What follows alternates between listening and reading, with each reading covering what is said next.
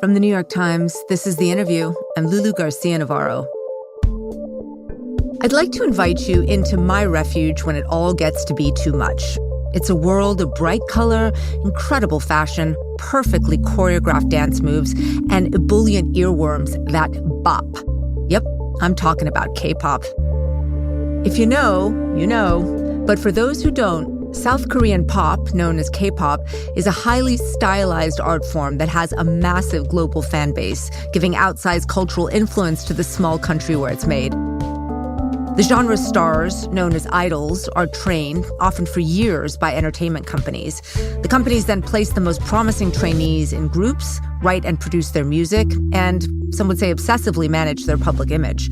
It's a structure that works for the idols who make it big, but it also draws criticism for its grueling and what some critics call exploitative methods. One of the biggest stars to come out of that system is Rosé.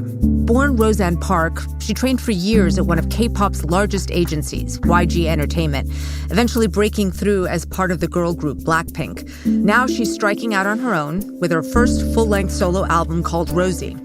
The lead single, Apate, is a collaboration with Bruno Mars and has made history as the first track by a female K-pop artist to break into the top 10 on the Billboard Hot 100. So Rosé's star keeps rising. Still, as she told me, writing her own songs has made her think about where she came from and who she is, apart from the system that made her into a global phenomenon. Here's my conversation with Rosé.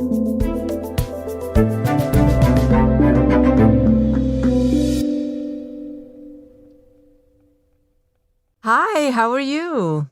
Nice to meet you. I'm Rosie. Hi, Rosie. Is that how you prefer to be addressed, or Rosé? What would you like? You can call me Rosé. Actually, it's just become a habit lately.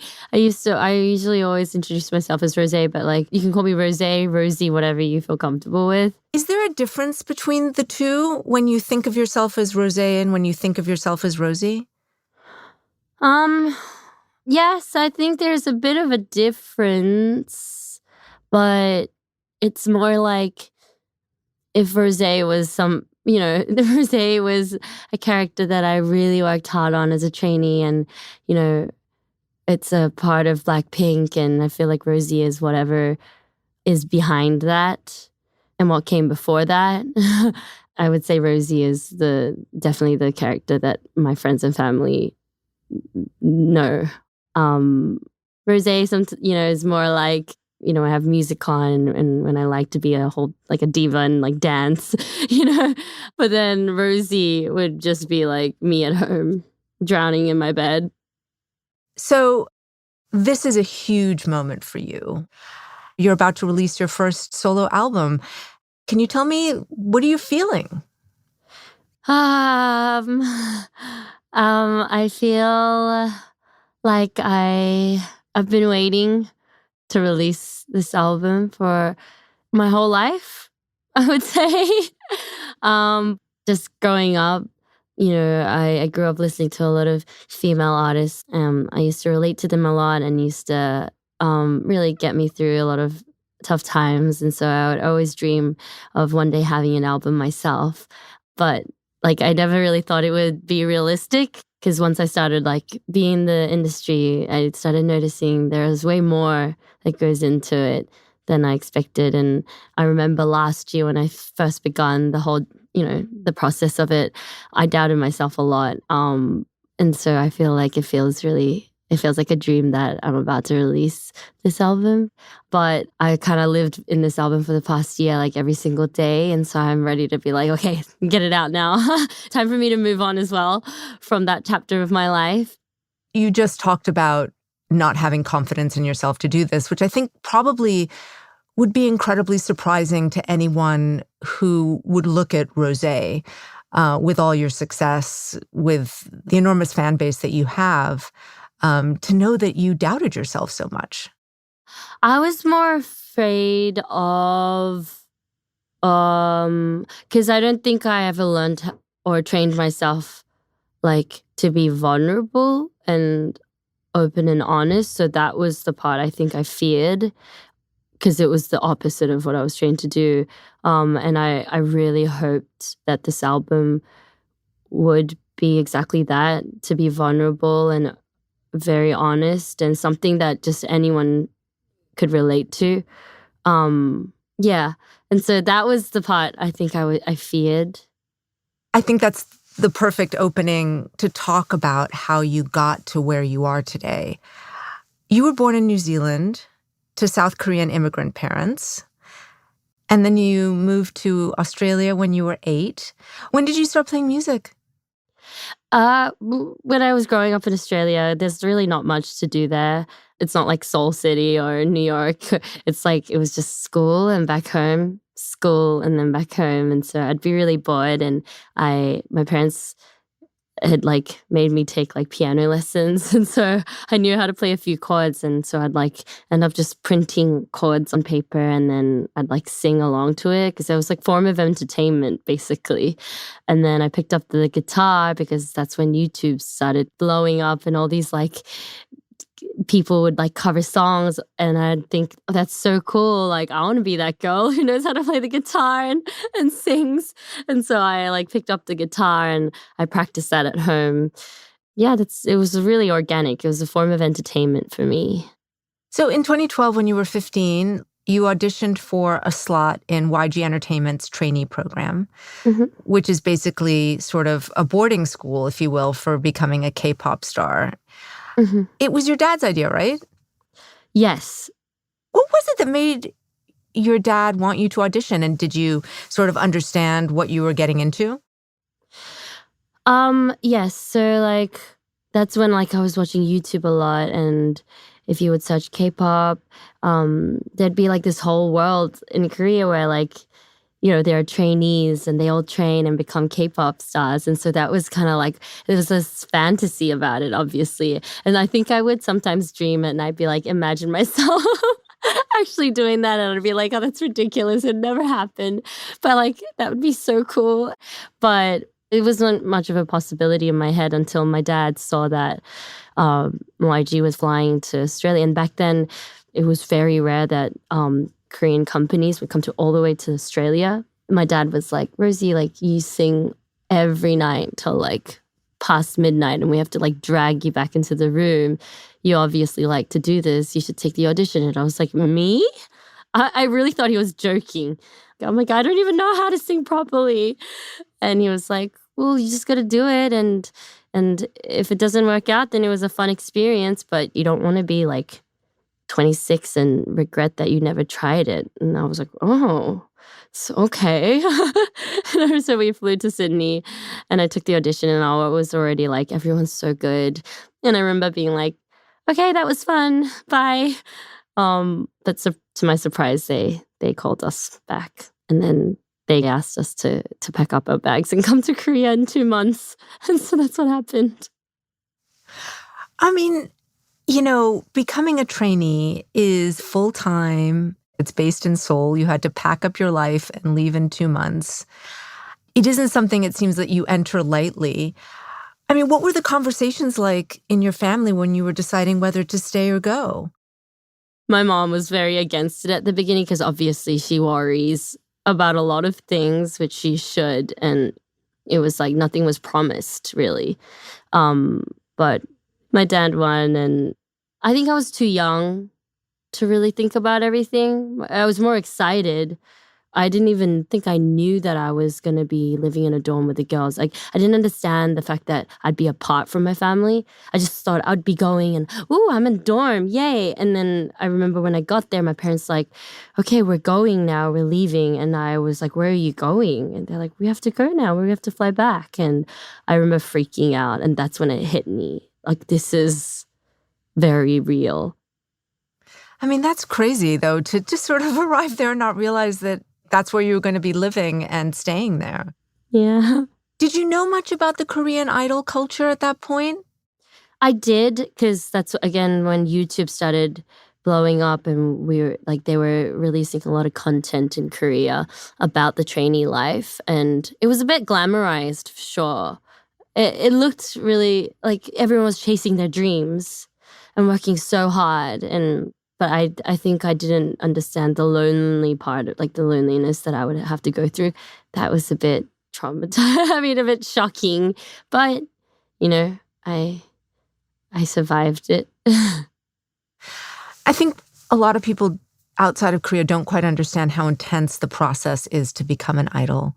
Mhm. What was a typical day like for you? So for us, the schedule was like we would wake up at I had to wake up at like 9:30. I remember because I needed to take a shower and then we'd be at our dance hall that we all shared between us 7 to 8 girls, and we'd have like vocal lessons and dance lessons and language lessons all set up. And then practice would end at 2 a.m. But for me, like I used to want the hall to myself. So there are many days when you just stay back and use the hall after hours. And then it would repeat like that every single day. You were clearly very driven to want to make this work. I think a big part of that was because I had traveled so far for it. For me, it's if I failed here, then I would have to fly all the way back to Australia. And all my friends who asked me, where are you going? I don't understand what you're doing. I didn't want to have to explain to them this whole process of me, failing and flying back. And so I could not let that happen. And it drove me to be more determined. I mean, it says something about you that you had so much discipline and so much drive that you wanted to sort of get to a place. I think I learned that about myself when I got to YG. It wasn't something that I had before and that got me there. It was more like I got there and then I was put in that situation, and that's when I learned so much about myself. And I'm very, very like determined, and that's when I learned. I was like, oh, this is the type of person I am. I read you'd get only one day off every 2 weeks. Yes. What did you do on your day off? Lisa is from Thailand as well. So Lisa and I didn't have friends or family there. So we would... Another member of Blackpink? Yes, another member of Blackpink. We were in the same room, and so we'd wake up and I'd be like, I'm going to church. And so I'd meet her after church, and then we'd go shopping and go to our favorite stores. Remember this place called Myeongdong back then. We don't go there anymore, but we'd go to Myeongdong and like go shopping. And then I remember we'd always pass like Jordans was like a big thing. The sneakers, Nike Jordan, I remember. And like it was like such a big hype back then, but it was so expensive. So we'd always go to the store and like look at all the shoes and be like, oh, it's so pretty. Like, this is so expensive. I really want these. And we wouldn't be able to buy it. So I feel like maybe next time. and we'd actually go shopping for the things that we had to wear for training. For training, we'd have to do these like weekly and like monthly tests. And so for that, we need to look good. And so we'd have to style ourselves. But like, we didn't know much about clothes, and with the money that my parents would send us, we'd like go out and like try to look good. And so it was like a constant battle of proving to the company that this is who we are, this is the artist that I can be, this is the artist I am. And to be an artist is like fashion is a big part of it, and how we present ourselves as an artist. And so like we worked really hard on that. The idea here is that they're training you to be this huge star. So in addition to singing and dancing, did you get instruction on like the public-facing aspects of the job? Did they try to prepare you for what fame might be like? No, not necessarily. I personally think that, especially us four, like Blackpink, we're all smart enough to navigate our way through, and we're all very responsible. And so I'm guessing that's why, we got selected. I don't know. I just believe that. But yeah, it's not like they like told us anything specific, like this is what you're going to be going through mentally, etc. It was like, it was more organic than that. I think if that was all taught as well, it just seems a bit weird. It seems very very planned. But we were there for music, and so we just worked on music. Well, you were at the academy for 4 years. Some of the people who train there trained for 6 or 7 years. Does it seem like a good system? Well, me personally, I still talk about it sometimes, and I say, I'm like talking to my producer, and I say, I really miss the days where I was given all the time in the world to work on my music. And I said, at the time, it was like endless hours, and sometimes I was hopeful, Times it felt hopeless. But I think deep down inside, I really enjoyed it. Being able to live in that with all the time, like, I think that was like a really special moment that I'm never probably going to be able to get back, to just solely do that. And I say, I'm like, when I look at trainees and the girls that like they're like coming up, I really think I'm like, I envy that kind of, because even though it was mentally challenging, I think the trainee days of me pushing through all those hardships has, helped me, do these things for myself even to this day. Yeah, I mean, it sounds like a lot to navigate. What was it like when all of a sudden Blackpink comes out and it just becomes an immediate success? What was the transition like from being a trainee with all the time in the world to do your music to suddenly becoming an actual pop star? I think that might have been maybe the hardest part for me, because I think being a trainee, yes, settling into like this whole new world with people you don't know, that is challenging, but it was still off camera and I got to make mistakes. But I feel like the transition of now having to be on camera and being an artist and presenting to the world who I am, that's something we just had to learn as we went. So I think the first few years was very difficult for me personally. But, a few years in, I started picking it up and learning. Yeah. What was hard about it? I think it's still hard, actually. And it kind of never stopped since then. I mean, what I'm hearing is that you had to find out who you were in the glare of this very big spotlight. And, one of the things that is unique about K-pop is that the fan culture is so specific and so enormous. Can you tell me a little bit about that relationship? I mean, how authentic did you feel like you could be? Mm-hmm.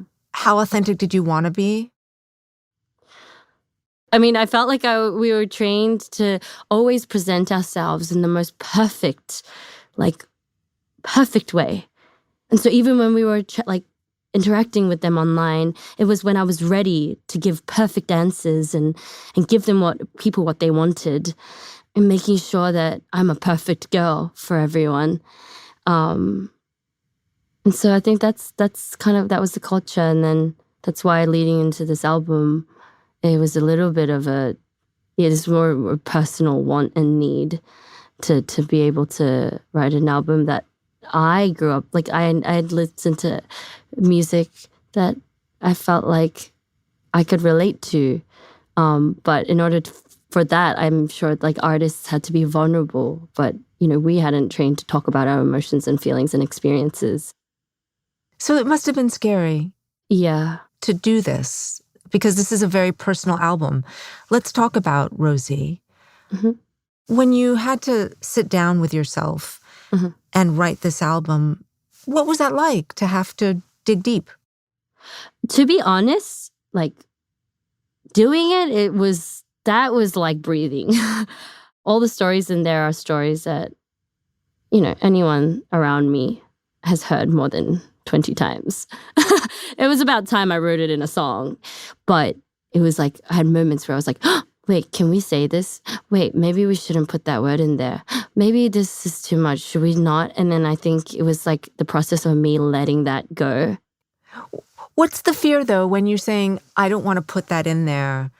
I guess at first, I'm talking about very normal experiences that a normal girl in their 20s is going through. And so, like I said, there's a whole world and a whole life behind, screen, where I experience things that my fans hasn't really heard about or seen and talked about. And so sometimes it does scare me. It's yeah, can I share this side of me? And am I allowed to talk about this?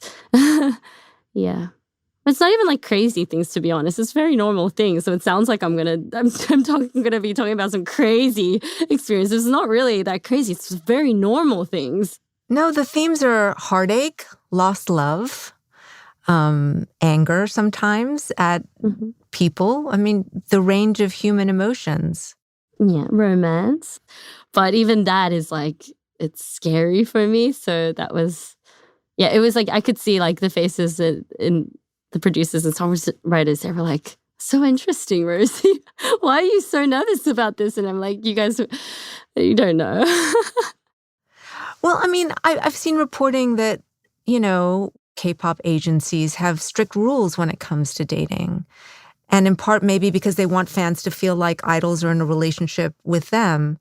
Is that part of the fear that it's not normal for stars to I think necessarily share that? well, yeah, it was not normal. It isn't normal, but also it's just not normal for me too. Like I had never really spoken about it because I feel like there's no need for me to ever confirm anything or talk about it. But I think that's why like this album means a lot to me because it's just like these things are just inspirations for my art. So I do want to make sure that that's like very well addressed. The fact that it's not about the story of who Rosie has been with or whatever. It's really more about the art, and it's scary. It's kind of unfair that I have to think about that part of it because really, again, it's just an element of inspiration.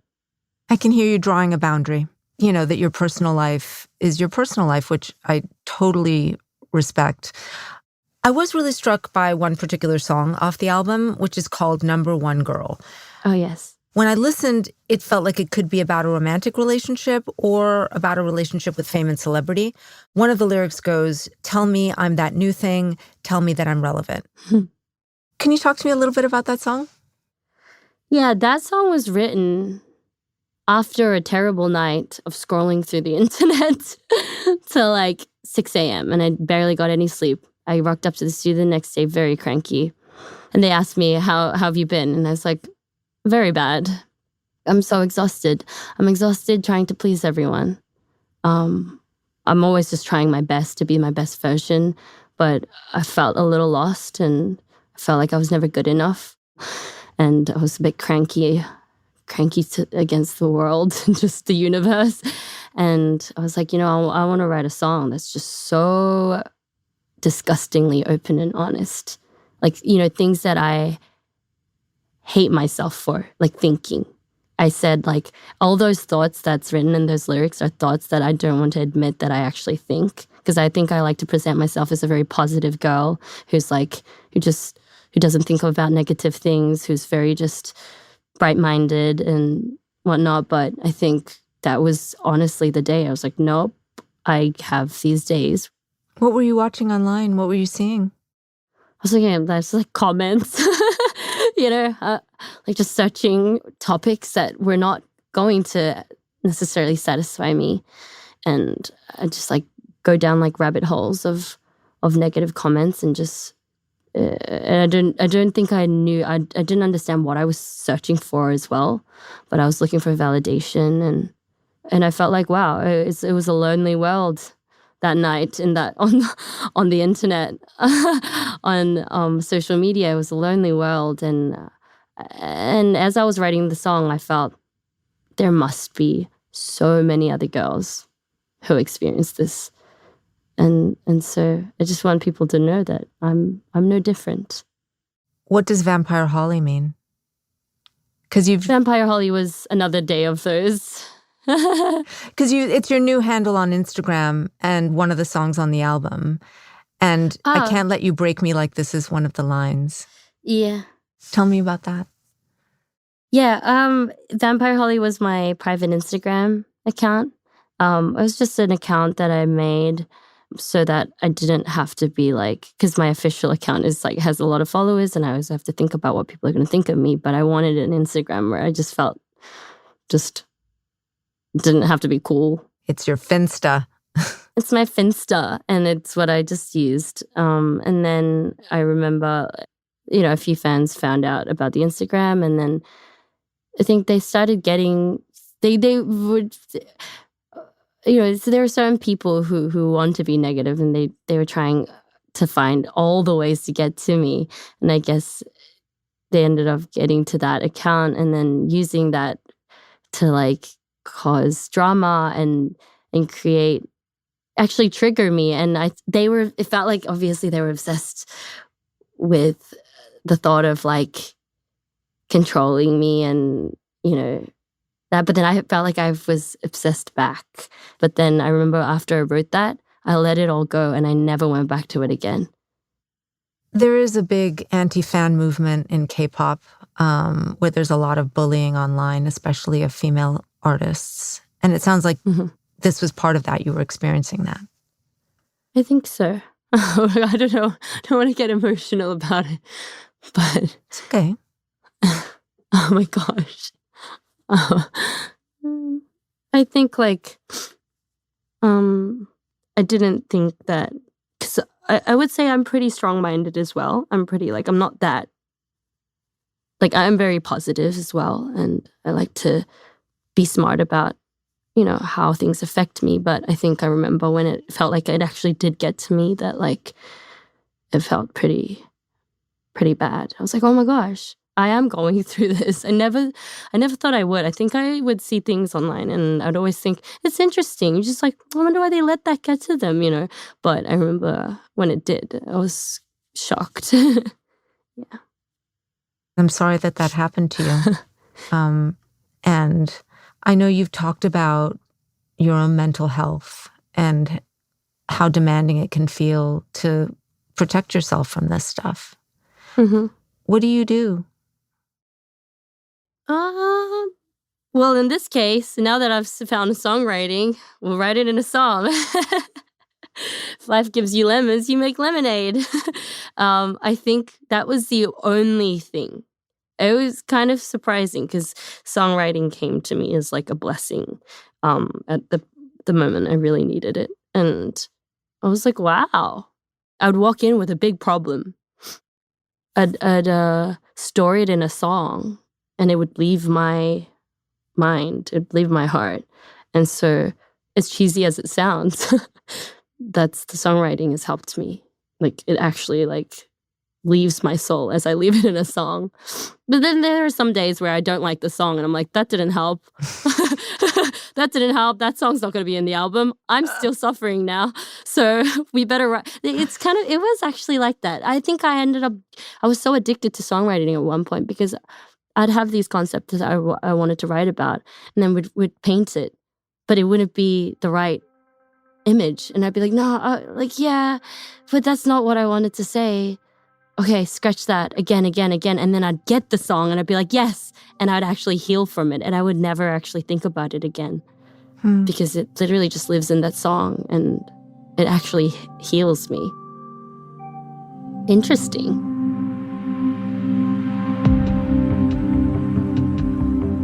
After the break, I call Rosé back. And she tells me about what's next for Blackpink as its 4 members pursue their solo careers. I think we all have, obviously, love for Blackpink, but I think we were, I would say, mature enough to come to a conclusion that in order for us to continue this in a healthy way, we also have to acknowledge that we all have also individual needs and wants.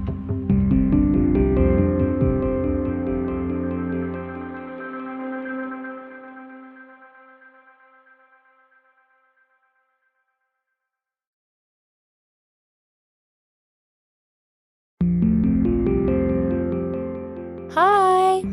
Thanks for talking to me again. I want to start by asking you about the idea of the 7-year curse in K-pop, which refers to the trend of groups disbanding around their 7th year together. And that kind of coincides sometimes with record contracts expiring. But Blackpink just re-signed with YG Entertainment in 2023. So, you have all gone off and had solo projects. Did you ever think about breaking up when you were going off to explore what the solo experience was going to be? It was definitely a moment of all of us sitting down and thinking about what we wanted individually, all 4 of us, because, it's a group of 4, like we all have to make decision on behalf of like what we really truly wanted. And so it wasn't like a quick decision. I think it was over a course of like a few months. Like we kind of started thinking about it in advance. I think as we all like we communicated a lot, and I think we all have obviously love for Blackpink and performing as Blackpink, but I think we were, I would say, mature enough to come to a conclusion that in order for us to continue this in a healthy way and maintain that passion in the long run, we also have to acknowledge that we all have also individual needs and wants. And so we came to a healthy conclusion of, making sure we all kind of got to do what we wanted to do for a good period of time and then get together. So that's what's happening. Next year would be Blackpink's. We would probably be releasing music, and we're set for tour. I do want to ask you another thing about the trainee system, because I heard you say that for you, your time as a trainee was basically pretty positive. You described it as a period where you really dedicated all your time to doing the thing that you loved. Mm-hmm. But, I've read a lot about how the system has been criticized in the culture and also legally as being exploitative, financially, maybe even emotionally. There have been allegations of abuse. And so I guess I was wondering, do you think that the system overall is a good way to help nurture young art and artists? I personally, because I started so late, I started at 16. This is just like a personal experience for me, but I had like a good system because we had like our producer Teddy and, people looking up for us and taking care of us. So I personally felt like it really helped me quickly pick up on, like, because I had shorter time than all the other girls, and they got me to train in such a short amount of time so I could be as good as the other girls, and that's how I got my career, and I get to do what I do today. And so like for me, it's been a pretty good experience. But it might have been harder if you'd had to do it longer or started younger? I wouldn't know because I haven't. I guess I'm wondering, would you recommend that a teenage girl take the same path that you did? I think if you have the dream and the determination, then go for it. It was like exactly what my dad said. I was like, me? Like, Dad, I've never done like a vocal lesson in my life. I don't know how to do anything. I don't know, never danced in my life. And I'm like, I was 16. And so, but he was like, Rosie, if you love it, you try it. And if you don't want to regret it in 10 years, you better try it now. And that was probably the best advice. And I went there and I discovered my determination, and that's what I had, and I had the drive. And I remember my parents would be like, Rosie, just like, because it was hard. It was not easy at all, and I'd call crying, and they'd be like, come home, and that would be the last thing I'd want to hear. I'd be like, no, going home is not an option. I'm gonna make this happen, and we did it. We came out as Blackpink, and I'm here today. So I think it was the right thing. Mm-hmm. For me, it was. Do you think it changed who you were? Everything that you went through at YG and this whole crazy journey that you've just described? Not really. I think who I am?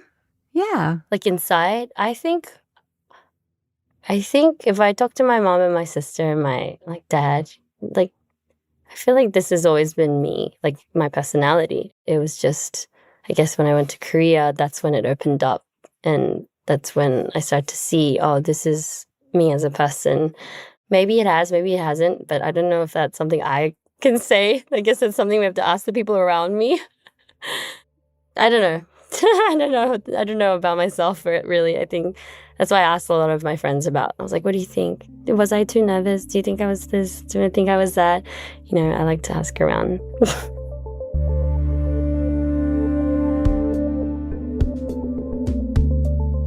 That's Rosé. Her album Rosie will be out on December 6th. This conversation was produced by Wyatt Orm. It was edited by Annabelle Bacon, mixing by Afim Shapiro. Original music by Rowan Nemisto, Dan Powell, and Marian Lozano. Photography by Philip Montgomery.